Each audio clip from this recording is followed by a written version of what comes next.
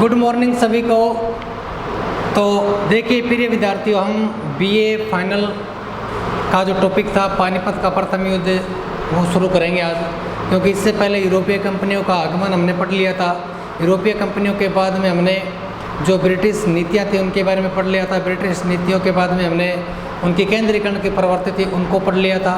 केंद्रीकरण की प्रवृत्ति के पश्चात कि अंग्रेज़ों ने क्या किया कि वो अनेकों प्रकार की ऐसी नीतियाँ बना रहे थे ताकि उनको युद्ध तो कम लड़ना पड़े जबकि प्रॉफिट उनको ज़्यादा हो। ध्यान रखना, राजपूतों की तरह, मुग़लों की तरह, दिल्ली सल्तनत के सुल्तानों की तरह उन्होंने युद्ध पर ज़्यादा महत्व नहीं दिया, क्योंकि वो जानते थे कि अगर अपन युद्ध ज़्यादा लड़ेंगे तो सैनिक मारे जाएंगे। सैनिक मारे जाएंगे तो ईस्ट इंडिया कंपनी, अंग्रेज़ तो पहले ही बहुत कम थे भारत में, और दूसरा अगर लड़ाई झगड़ा तो वो आते नहीं थे। अब रॉबर्ट क्लाइव जैसे बदमाश लोग थे वो भारत में आते थे, वहाँ के जो छंटे हुए लोग थे ना इंग्लैंड के वो भारत में आते थे। तो इस प्रकार से क्या होता था कि ईस्ट इंडिया कंपनी चाहती थी कि युद्ध तो कम हो जबकि प्रॉफिट क्या हो, ज़्यादा हो। तो मॉडर्न जो इतिहास है ना, देखिए आधुनिक इतिहास का ये पार्ट है, आधुनिक इतिहास। तो आधुनिक इतिहास का ये जो पार्ट है, आधुनिक इतिहास को अगर थोड़ा सा ढंग से पढ़ा जाए ना, थोड़ा सा अगर इसको ढंग से पढ़ ले तो तकरीबन हमारा बहुत सारा चैप्टर क्लियर हो जाता है इससे पढ़ने, क्योंकि जितने भी कम्पिटिटिव जो लेवल के जो एग्जाम होते हैं वहाँ से क्वेश्चन मॉडर्न इंडिया से सबसे ज़्यादा पूछ जाते हैं। अब आधुनिक भारत को अपन अपनी सुविधा के लिए इसको 4 भागों में बांट लो। कितने भागों में बांट लो? इसको 4 भागों में बांट लो। तो पहला भाग क्या होगा? 18वीं सदी का इतिहास। 18वीं सदी यानी 18वीं सदी की जो घटना है वो अपन इसमें पढ़ लेंगे। उसको यहाँ पर पढ़ लेंगे अपन उपनिवेशवाद को, उपनिवेशवाद को, और यहाँ पढ़ लेंगे अपन राष्ट्रवाद को, ठीक है। और चौथा जो इसका पार्ट है वहाँ पढ़ लेंगे अपन स्वतंत्र भारत के बारे में, स्वतंत्र भारत के बारे में। अब 18वीं सदी के इतिहास के अंदर अपन क्या क्या पढ़ेंगे? अब देखो 1757 प्लासी का युद्ध, 1757 प्लासी का युद्ध, तो धीरे धीरे क्या हुआ, अंग्रेजों की नींव पड़ गई ना भारत में। अब अंग्रेज क्या करेंगे कि कार्ल मार्क्स का एक सिद्धांत था ना कि वाणिज्यवाद और वित्तीयवाद, उसको बढ़ावा देना, तो ये उसी को लेकर आए। इन्होंने क्या किया, पहला जो कारण था वो था औद्योगिक, दूसरा वाणिज्य। देखिए पहला इनका कारण था औद्योगिक, पहला कौन सा है? औद्योगिक। दूसरा कौन सा है? व्यापार वाणिज्य, व्यापार एंड वाणिज्य। और तीसरा इनका कारण वो था जो उन्होंने चरणों में बांटा था, वो था वित्तीय। देखिए एक पुस्तक है इंडिया टुडे, एक पुस्तक है इंडिया टुडे, रजनी पामदत्त की लिखी हुई है। उसके अंतर्गत जो ईस्ट इंडिया कंपनी थी, जो अंग्रेज थी, उन्होंने अपने जो प्रशासनिक जो चरण था उसको 3 भागों में बांट दिया। कितने भागों में? 3 भागों में। और इसका वर्णन किसने किया? देखो इसका वर्णन किया इंडिया टुडे, एक पुस्तक है, तो एक लेखिका है रजनी पामदत्त, उसने इसका वर्णन किया है। पहला कौन सा? औद्योगिक, दूसरा कौन सा? व्यापार वाणिज्य, और तीसरा कौन सा है? वित्तीय। अब क्या होगा, अंग्रेज क्या लेके आएंगे? नीतियाँ लेके आएंगे। सबसे पहले कौन सी नीति? औद्योगिक। यानी औद्योगिक नीति के अंतर्गत वो क्या करेंगे? औद्योगिक नीति के अंदर वो करेंगे कि भारत के अंदर जो उद्योग धंधे हैं, भारत के अंदर जो सिस्टम चल रहा है जहाँ से आय प्राप्त होती है, उनके ऊपर सबसे पहले क्या करेंगे? अपना स्टॉक करेंगे। और ये पता है आपको स्टॉक कैसे किया कि भारत से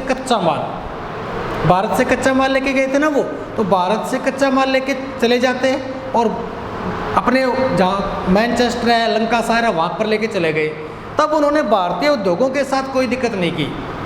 देखिए इनकी नीति देखिए, पहले देखो क्या चाहिए था? कच्चा माल। अब कच्चा माल चाहिए था तो भारतीय उद्योगों से इनको कोई मतलब नहीं था, कच्चे माल के ऊपर डिपेंड करते थे। कच्चा माल लेके चले गए और अपने वहाँ तैयार किया। अब क्या होगा कि वहाँ पर जब माल तैयार होगा तो उसके लिए बाजार चाहिए, तो वो भारत में आएंगे तो व्यापार वाणिज्य करेंगे ना। अब वो क्या करेंगे? भारतीय उद्योग धंधों की ओर आएंगे। अब भारतीय उद्योग धंधे जो थे वो क्या करेंगे? उनका निस्तारीकरण करेंगे, उनको हटाएंगे और अपने उद्योग लगाएंगे अपने व्यापार वाणिज्य के लिए। अब उद्योगों की ओर। और आपको तो ये भी पता होगा कि अंग्रेजों ने तो जो हमारी फसल है उनके ऊपर भी हस्तक्षेप कर लिया था। आपने देखा होगा ना कि अंग्रेज कौन सी फसल हमारे से उगाते थे? जैसे नील आंदोलन तो आपने सुना ही होगा, नील चंपारण अभियान वाला, चंपारण आंदोलन बिहार में। तो नकदी फसल तैयार करवाते थे वो, नकदी फसल। अब कौन सा आ गया? वित्तीय पूंजीवाद। वित्तीय आ गया ना कि अंग्रेजों ने धीरे धीरे अपनी नीतियों के हिसाब से पहला उद्योग तो और किसी क्षेत्र पर ध्यान नहीं दिया, उसके बाद व्यापार वाणिज्य तो फिर भारत के अंदर व्यापार को बढ़ावा देना शुरू कर दिया। अब उनका एक ही मकसद बच गया, वो कौन सा था? वित्तीय पूंजीवाद। यानी जितना हो सके उतना क्या कमाया जाए? पैसा कमाया जाए। ठीक है। अब अगर इस प्रकार की एक्टिविटी करेंगे तो स्वाभाविक सी बात है युद्ध तो लड़ने पड़ेंगे, युद्ध लड़ने पड़ेंगे, क्योंकि युद्ध लड़ने में अगर कोई संपत्ति कोई देता है क्या? अपनी कोई नहीं देता, तो युद्ध लड़ेंगे धीरे धीरे। तो अपन इसको ये इसका मॉडर्न जो इंडिया ना जो अंग्रेजों का जो समय का इन्होंने 4 भागों में बांटा। तो अपन अपनी सुविधा के लिए भी अपन अपनी सुविधा के लिए इसको 4 भागों में बांटते हैं। तो पहले पढ़ते हैं अपन 18वीं सदी का इतिहास। अब 18वीं सदी के इतिहास में अपन पढ़ लेंगे वारन हेस्टिंग्स से लेकर वारन डलहौजी तक पढ़ लेंगे अपन। डलहौजी की व्यापगति की जो नीति थी उस वहाँ तक पढ़ेंगे। जानते हो ना व्यापगति की नीति कि वारन हेस्टिंग्स पहले क्या गवर्नर, फिर क्या बन गया? गवर्नर जनरल बन गया, फिर उसके बाद एलनबोरो, फिर उसके बाद बैटिक बाद में ये आ जाएगा डलहौजी के बाद में आ जाएगा कैनिंग। तो ये जो क्या है ये 18वीं सदी के इतिहास के अंतर्गत अपन इसको पढ़ लेंगे। इन्होंने क्या किया, इनकी नीतियाँ उस समय क्या थी? देखिए स्टेप बाय स्टेप अगर आप चलोगे तो हिस्ट्री सारी याद हो जाएगी।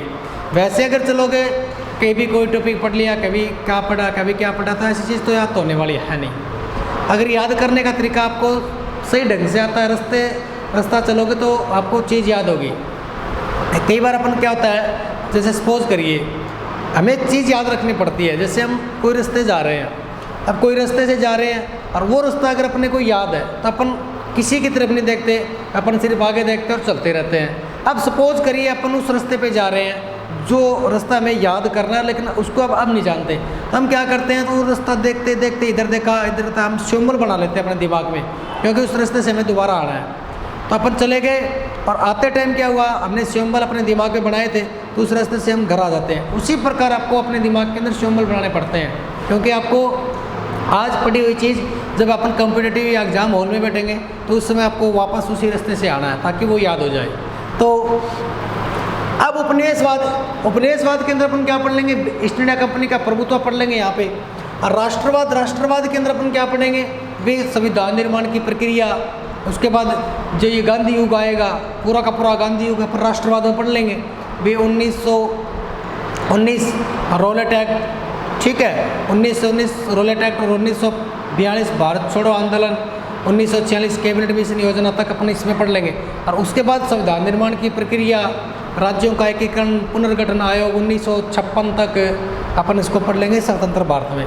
तो इसका ये 4 भाग है। अगर इस प्रकार इसको आप पढ़ोगे ना तो मेरे हिसाब से दिक्कत नहीं आने वाली, थोड़ा सा अगर आप कॉम्प्रोमाइज़ करोगे तो अब ये दिक्कत यहाँ आई। अब अंग्रेजों को युद्ध लड़ने पड़ेंगे। अब युद्ध क्या होगा, सबसे पहले आधुनिक मॉडर्न इंडिया की बात करते हैं। तो उस समय जब भारत ये आए थे ना, तो एक शक्ति थी उस समय जो इनको बहुत ज़्यादा परेशान कर रही थी, और वो शक्ति थी मराठा। कौन थे? मराठा जान गए होंगे आप, क्योंकि मराठा तो भारत के अंदर देखा जाए तो मराठा और राजपूत 2 ऐसी कम्युनिटी थी इंडिया के अंदर जो कि अपने प्रभुत्व के आधार पर, अपने अदम्य बल बुद्धि साहस विवेक के सारे, किसी से नहीं डरना, किसी से कुछ नहीं करना। यानी आपको तो पता होगा कि राजस्थान के जितने भी राजपूत थे ना, वो डरते थे मराठों से, ठीक है। तो मराठा बड़े बहादुर हुआ करते थे। इनके लड़ने का जो तरीका, इनकी रफेबीस प्रणाली, छापामार प्रणाली, गुरिल्ला प्रणाली, जो कि विश्व इतिहास के अंदर अपने आप में भी एक बहुत महत्वपूर्ण स्थान रखती है। भारतीय इतिहास का तो जिक्र ही छोड़ो कि मराठों ने क्या किया। बाजीराव प्रथम के घोड़े अटक से कटक तक पानी पीते थे। ये अपने आप में एक बहुत ही अच्छा पर्सन है, क्योंकि छत्रपति शिवाजी के बाद बाजीराव प्रथम एक ऐसा पेशवा बना था जिसने मतलब मराठों की खोई हुई शक्ति को वापस जोड़ा था, ठीक है। तो पानीपत के युद्ध के बारे में अगर अपन पढ़ लेंगे तो अपने तीनों के तीनों अंग्ल मराठा युद्ध याद हो जाएंगे, और अंग्ल मराठा युद्ध याद हो जाएंगे तो हमारा मॉडर्न के अंदर घुस जाएंगे। तो पहले इसको थोड़ा पढ़ने की कोशिश करते हैं अपन। देखिए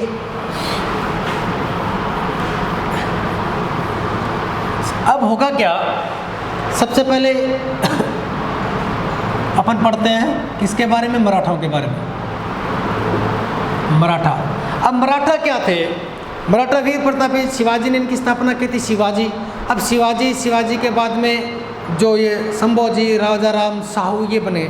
उसके बाद क्या होता है कि मराठों के अंदर जब छत्रपतियों का अधिपत्य थोड़ा कमज़ोर हुआ ना, तो पेशवा बनने लगे। क्या बनने लगे? पेशवा। क्या बनने लगे? पेशवा। तो पहला पेशवा बना था बालाजी विश्वनाथ, बालाजी विश्वनाथ। दूसरा पेशवा बना था बाजीराव प्रथम। कौन बना था? बाजीराव प्रथम।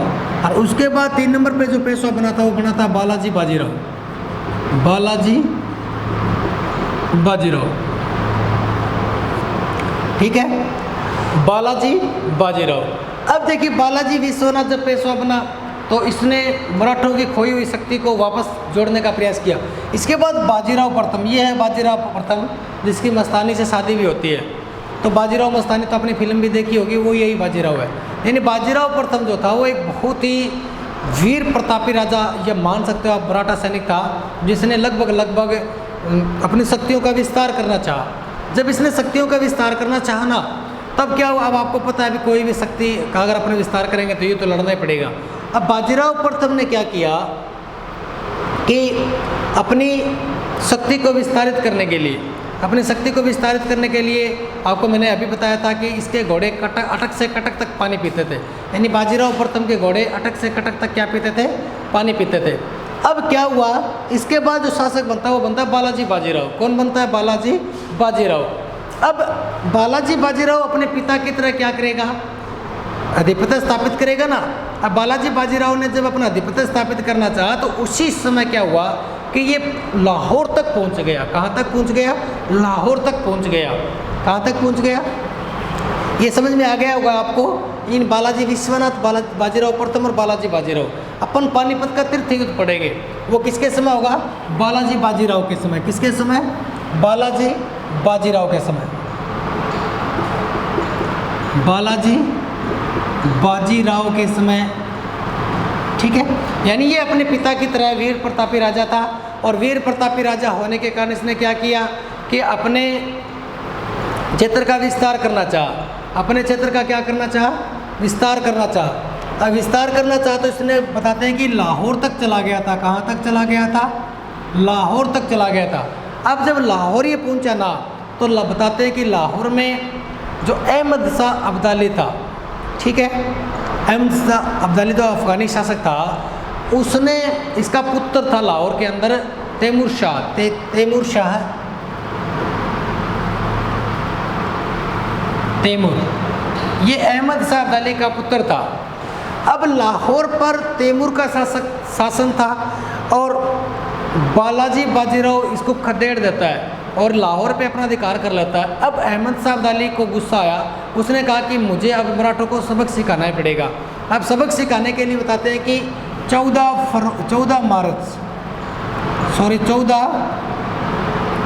जनवरी 1761, यानी 14 जनवरी 1761 को कहाँ पर? पानीपत के युद्ध में, पानीपत का तृतीय युद्ध। पानीपत के 3 युद्ध हुए हैं, तीनों युद्ध अपनों ने पढ़ लिए। यानी पानीपत का तीसरा युद्ध होता है किन किन के मध्य है? यानी बालाजी बाजीराव यानी मराठों के मध्य है, और दूसरी तरफ सेना कौन सी है? दूसरी तरफ सेना है अहमद शाह अब्दाली की सेना। किसकी सेना है? अहमद शाह अब्दाली की सेना। अब क्या होगा कि सबसे पहले इनका युद्ध होगा। युद्ध का कारण आपको पता चल गया, क्योंकि बालाजी बाजीराव एक महत्वाकांक्षी राजा था। इसने क्या किया? पंजाब, लाहौर तक अपना क्षेत्र विस्तारित किया। उत्तर भारत में भी इसने जो मुगलों की खोई हुई शक्ति थी उसको दोबारा गद्दी पर बैठाता है, यानी मुगल शासक को दोबारा गद्दी पर बैठाता है। ठीक है, और एक तरफ से ईस्ट इंडिया कंपनी के नाक में बहुत दम कर रखा था मराठों ने। अब अंग्रेज भी ये चाहते थे कि हमें किसी भी प्रकार से मराठा शक्ति को कमज़ोर करना है। दूसरी तरफ बालाजी बाजीराव शक्तियों को बढ़ा रहा था, लाहौर तक चला गया था। तब क्या हुआ कि अहमद शाह अब्दाली और मराठों के मध्य क्या होता है? युद्ध होता है पानीपत के मैदान में। और पानीपत का युद्ध आपको पता ही कहाँ है? हरियाणा में। मैंने बताया था अभी आपको। कब होता है? 14 जनवरी 1761 को। और इस युद्ध में बताते हैं कि सर जादूनाथ सरकार बताते हैं कि इस युद्ध के अंदर मराठा बहुत शक्तिशाली थे, लेकिन वो जीत जाते, लेकिन कुछ कारण थे जिसकी वजह से क्या हुआ कि इस युद्ध में मराठा हार जाते हैं। और आपको मैंने अभी बताया कि अंग्रेज़ों की नीतियाँ देखिए तुम, यानी वास्तव में कहीं ना कहीं अगर देखा जाए तो बड़े किस्मत लेकर आए थे अंग्रेज़। देखिए अंग्रेज़ों की इच्छा क्या थी कि मराठों की शक्ति को कमज़ोर किया जाए। अब अंग्रेज़ों ने कुछ किया ही नहीं, कर किसने दिया? अहमद शाह अब्दाली ने हार गए ही। अब बालाजी बाजीराव तो मर जाएगा, घर में कलह हो जाएगी। इसका पुत्र माधवराव जब पेशवा बनेगा तो रघुनाथ को कहेगा कि मैं बनूंगा। अब रघुनाथ राव का किसके पास चला जाएगा? अंग्रेज़ों के पास चला जाएगा कि मुझे पेशवा बनाइए। देखिए फूट पड़ गई ना। वास्तव में कुछ न कुछ कहा जाए, लेकिन अंग्रेज़ वास्तव में किस्मत के धनी थे, राज भी है बेचारे। कुछ नहीं किया अंग्रेज़ों ने भारत में, लेकिन भारत में राज कर गए 200 वर्षों तक। तो 14 जनवरी 1761 को इनका मध्य युद्ध होगा, और जब युद्ध होगा ना तो युद्ध में हारेंगे ये मराठा। हारने के कारण क्या थे? हारने के कई कारण थे, मैं कारण आपको बताऊंगा। अगर पहला कारण देखा जाए तो बताते हैं कि मराठा जो था ना, मराठा, ये युद्ध हुआ था जनवरी माह में, और जनवरी माह का पता है आपको, यानी पहला महीना, सर्दी बहुत ज़्यादा थी। और मराठा जो लोग थे ना वो अपनी पोशाक पहनते थे। पोशाक समझ में आ गई ना, यानी नीचे वो अंगरखी धोती, छोटी धोती पहनते थे, और ऊपर एक बनियान टाइप में पहनते थे, यानी कोट वगैरह ऐसे कपड़े नहीं पहनते, क्योंकि वो पहाड़ी एरिया में रहते थे। तो क्या हुआ, पानीपत के युद्ध के मैदान में चले गए।